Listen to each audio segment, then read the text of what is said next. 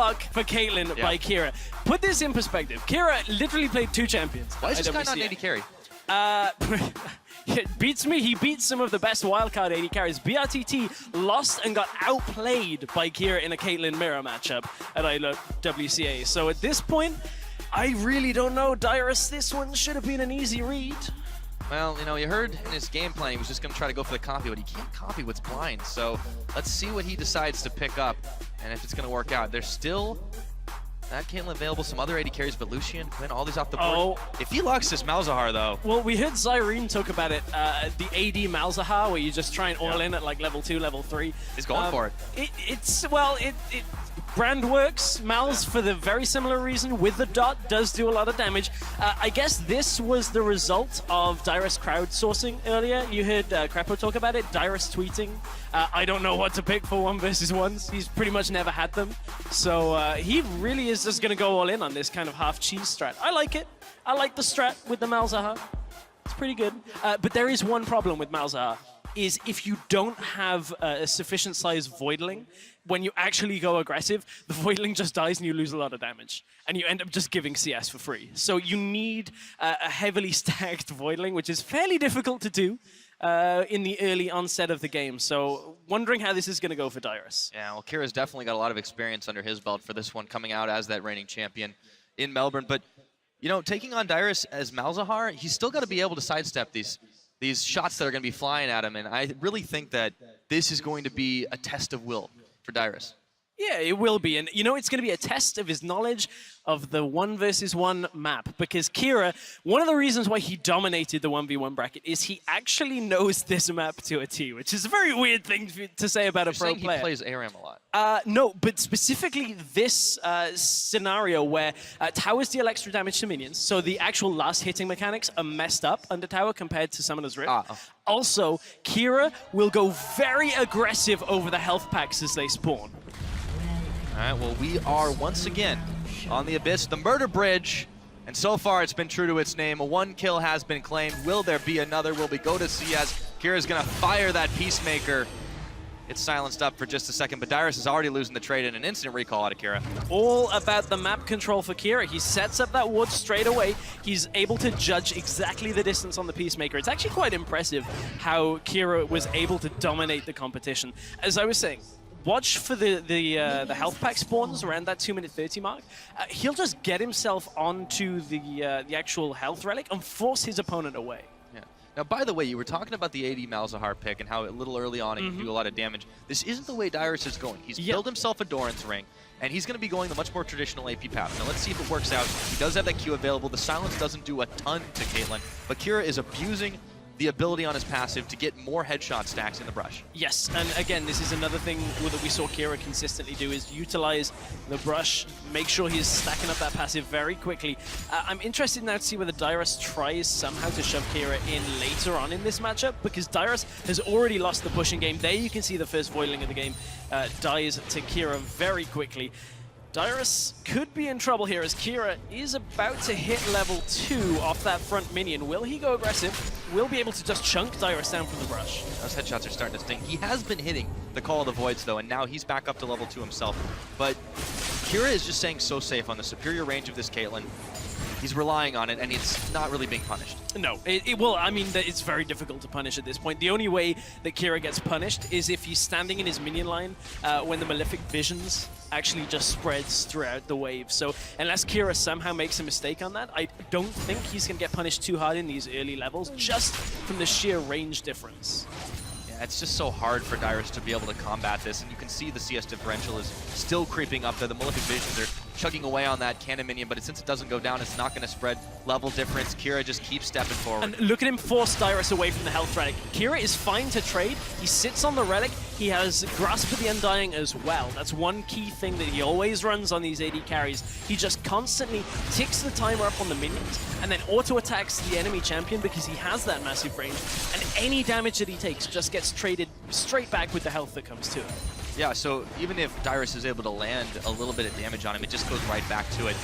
Does get a nice Q between the minion waves. Kira's still able to chunk him out though. But Dyrus actually has a level advantage here for just a moment. We'll see if he goes a little farther forward with it. The Grasp of the Undying's flying back and forth, but I feel like Kira able to just come a little bit further ahead on it, and then not only his main mastery here, but he's got that lifesteal on the Doran's plate. But it's so difficult right now for Dyrus to do anything. His health relic isn't up yet, and it's not due up for another good few seconds here. It's another about 15 to 20 seconds before it's due up. I believe it's 75 seconds on the map, so it's actually 3:45 it's due up. You can see Kira shoving it in. He knows that the minion wave is coming. He has to shove this in the next 10 seconds and force Dyrus back, because then there's no way for Dyrus to do anything. He forces the recall and is going to get turret damage out pretty safely here, as Dyrus has to get away. Well, he's not going to back just yet. He's got his Voidling available, but he's running out of minions fast. Kira steps up, gets the health relic. Yes, he burns it away on a shot from the tower, but Dyrus is just zoned out of this farm. It is 30 to 16, and he is not looking too healthy. The Voidling's going to go down. Kira still just trying to keep the minions within tower range so he can just keep on firing it down, and Dyrus has got nothing to do. And this is the kind of situation that a big timer goes on to Dyrus now.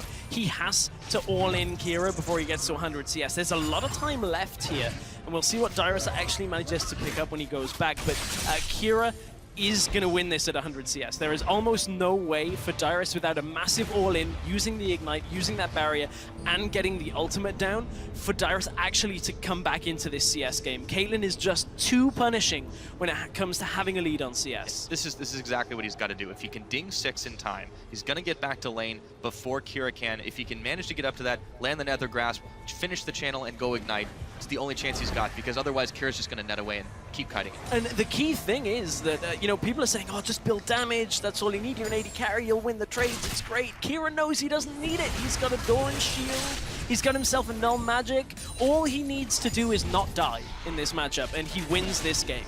And that is what made him so difficult to deal with in IWCA, because nobody seemed to ban both of the AD carries away from him, and Kira would just play for the late game. And if you made a mistake, he'd punish you before.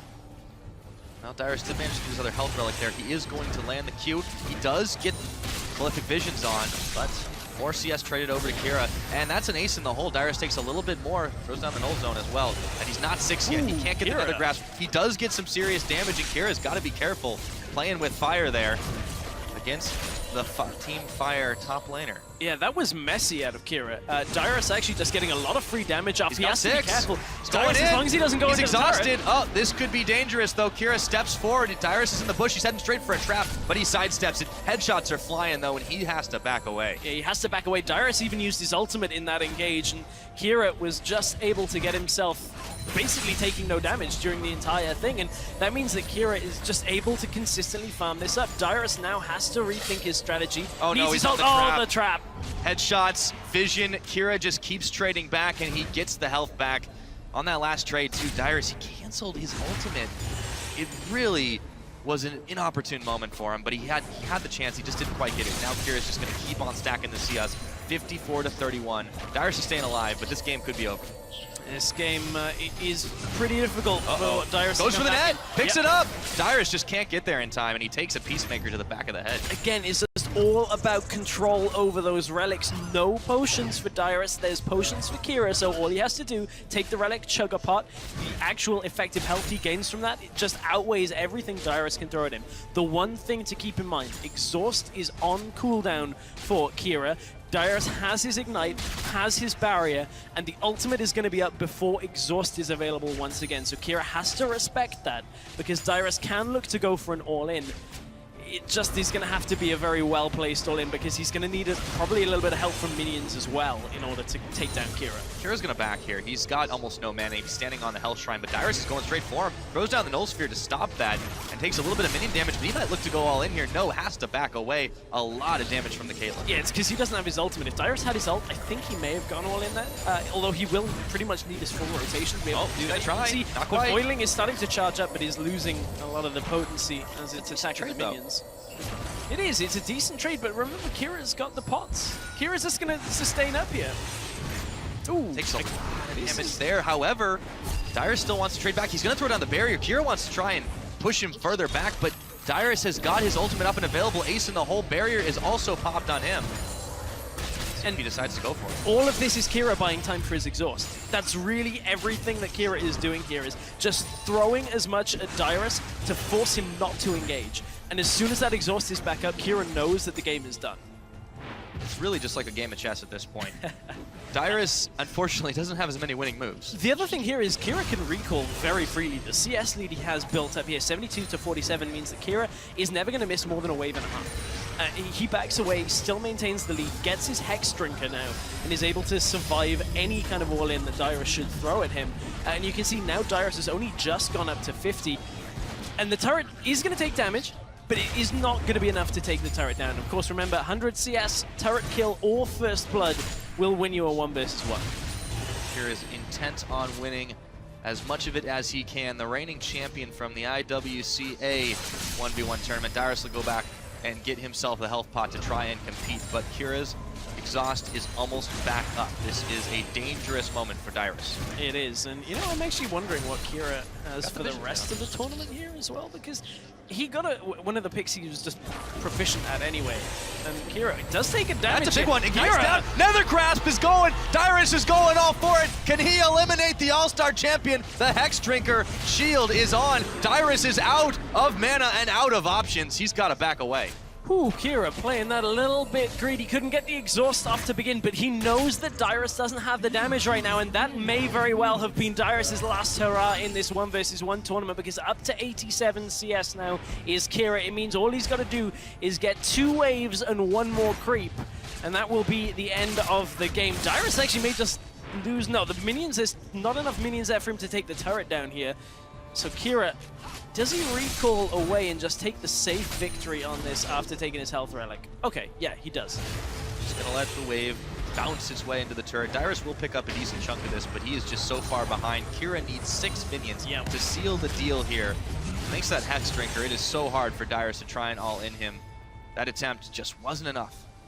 1 wave to win, which means Dyrus has to go all in on this next minion wave. There is no real option for Dyrus to win this unless he can somehow kill Kira with no summoners for both of them. Dyrus has to go here. He's trying to keep him off the wave of minions. He does throw a lot of damage, and Dyrus is dancing just outside of the turret range, but the trap is down. Dyrus narrowly avoids it, takes a Peacemaker, takes a shot from the 90 caliber net, but Kira's got a headshot loaded, and he keeps firing, gets another CS, ace in the hole to Dyrus. There's the null zone, but Dyrus is so low here. How long can he afford to zone him out? Kira's having a couple of bad dreams, but Dyrus, he might be done dreaming for this 1v1 tournament. 4 more CS is all Kira needs. Jukes the Peacemaker, nets away. Dyrus takes even more damage on the backside of it, but he's still trying to hold strong. Unfortunately, the Boiling's going right in. Dyrus is so low here. 1 level down, the Malefic Vision still burning through. All Kira's got to do, 4 minions, 1 more auto could do it. Dyrus can't get out of the brush there. He's trying to get away, but there's the headshot. He wants to finish it in style. Not enough damage. Dyrus hangs on by a thread, but that is going to be the Nether Grasp. But that's it. Poros go flying. First blood and another victory for Team Ice. Whew, as if it wasn't close enough on the CS. Kira goes for the kill. Played it a little bit riskier perhaps than he needed to, but I mean, this is what made it so difficult to beat Kira if you don't ban Caitlyn and Lucian. He's just gonna pick one of the 2 of them and do that every single time. It's a lesson hard learned. However, for Kira, he played with fire for a few seconds, and when that happens, you get burned just a little bit. So that one is all she wrote. Kira, the reigning champion from Melbourne, Australia there in that IWCA CIS region representing, still going through this tournament. Yeah, and you know, honestly, if I were Kira, we were talking about this a little backstage before. I was like, if I'm